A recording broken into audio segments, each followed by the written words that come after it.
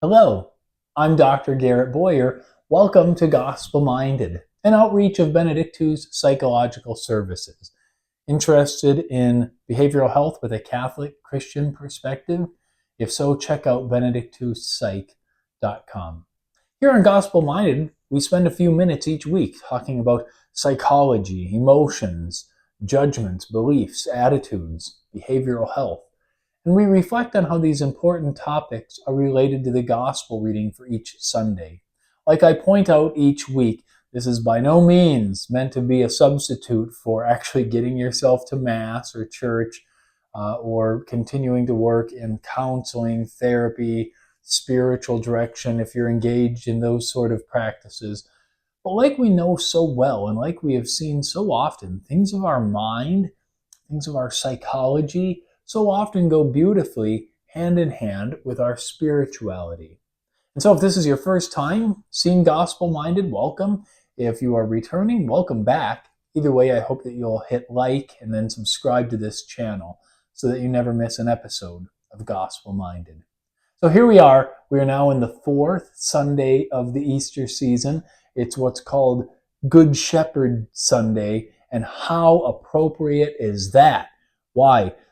Because the gospel reading today has to do with Jesus, the Good Shepherd, but also what happened in the life of the church this past week. A historic event. We have a new Good Shepherd in our Holy Father, Pope Leo XIV.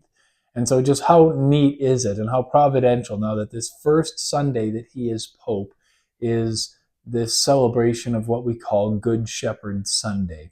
And so, the gospel reading for this week is very brief. Not a lot is said, and yet, man, does it communicate so much.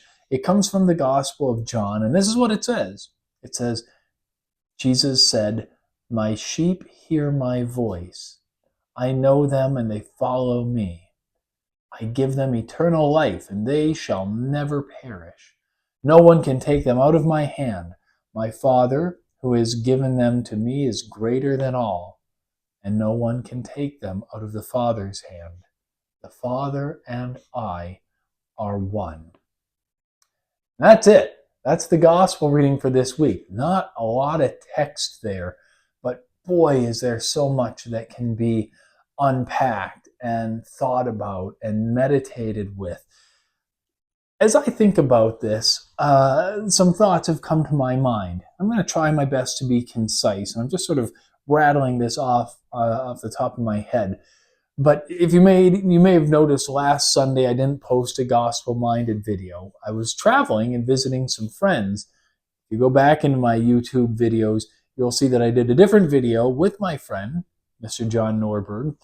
And when I was visiting with him and his family this last week, they live in a rural part of the country, and they've got a small, like, hobby farm almost. And it was just really fascinating to spend time with them and their family because they are engaged on a daily basis in the kinds of work and chores that I don't have to do because I don't have a hobby farm. So I'm not like collecting chicken eggs or feeding animals. And it's not just them. I've got other friends who've got hobby farms, and they spend a fair amount of their time each day devoted to this kind of farm life. And if you think about people, if you know people who are involved with ranching, agriculture, farming, taking care of livestock, it's a lot of work. And yet, why do they do it? I was with my friends, and I just noticed, there's something almost Christ-like in caring for these animals. I've noticed it with other people who are involved with agriculture, farming, ranching, whatever. Why do they do it? Boy, isn't it interesting when you think about what Jesus is talking about in the gospel today? My sheep hear my voice. I know them and they follow me. When we're involved with these sort of things, taking responsibility for and being responsible to someone, something outside of ourselves, it's almost like we can share in the life of Christ in this very neat and unique way. And that's pretty darn cool stuff. Now, as I think about this, you don't have to be involved with farming, agriculture. You don't have to have a hobby farm to experience some of this. I think that point is having that responsibility to and for someone, something, going outside of yourself is what is the most germane point about the gospel today. And how does this relate to our behavioral health? It's interesting. I work with a lot of folks in therapy, and sure, the stressors of life definitely do weigh on people. So I think about, like, I'm a dad, I've got kids that I'm responsible for and responsible to, and I have to take care of my home, and I have to take care of my spouse, and a lot of people have that kind of thing. Other people are taking care of coworkers and stuff at work occupationally. People are taking care of perhaps aging parents or friends or whatever. And those are all very real life stressors that can be burdensome. And in some cases, those burdens get to be real heavy, and folks will come in and talk through some of these things in therapy.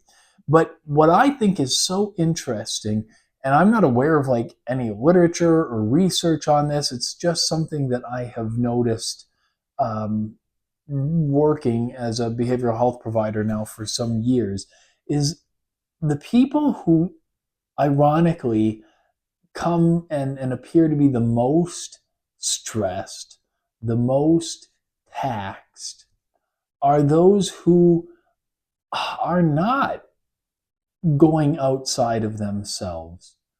Those who are like repulsed by the idea of taking care of someone or something else. It's just the most interesting and ironic thing that I have noticed over the course of the last couple of years.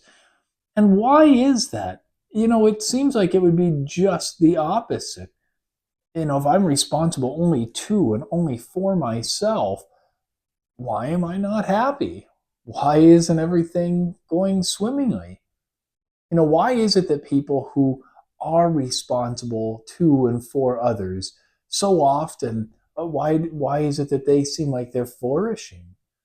Well, I think there are a couple of reasons. First of all, there's this sense that it kind of gets at like this divine life of Jesus, this outward expression of being, to go out and care for someone, something else.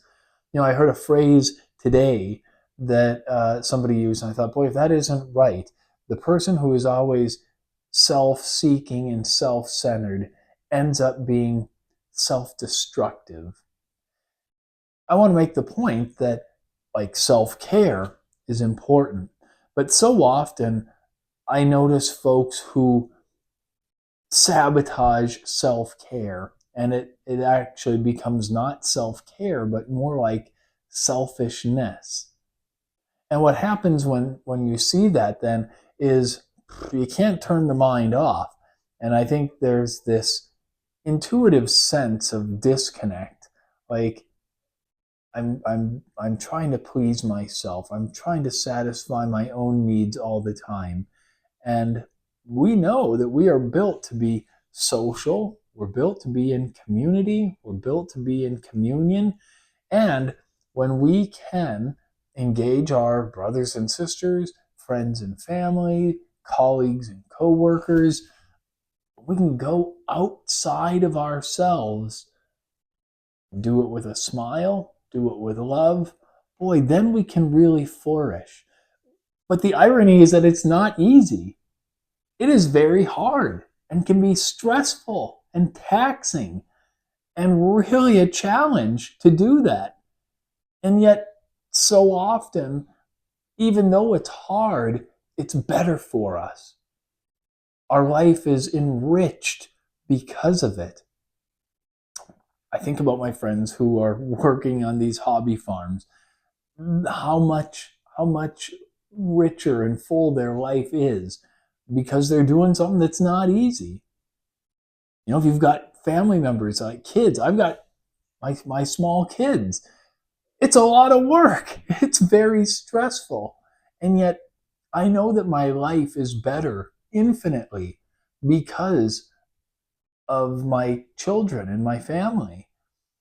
And I've just noticed that, the folks that uh, seem to be the most stressed and the most burdened are also those who are not taking responsibility for and being responsible to people besides themselves. So it's just really interesting to kind of think about. And I hope that this is some food for thought now on this Good Shepherd Sunday. I don't know who you shepherd, I don't know what your responsibilities in life are. But I do get the sense in reading this gospel, and what I know for myself and what I have seen with others who I've gotten to know and work with, is that if we really want life to flourish, we do need to go outside of ourselves, following in the example of our blessed Lord, following in the example of our new Holy Father, who is abandoning a life that he had and taking up a new life and a new responsibility. We don't have to do that, but I think it's pretty clear that um, if we want to live our best life, we need to go outside of ourselves. So, hope this is helpful on this Good Shepherd Sunday. Between now and next week, I'll be praying for you. I hope that you'll pray for me as well, and I'll talk to you next time. Again, I'm Dr. Garrett Boyer. This is Gospel Minded. Take care.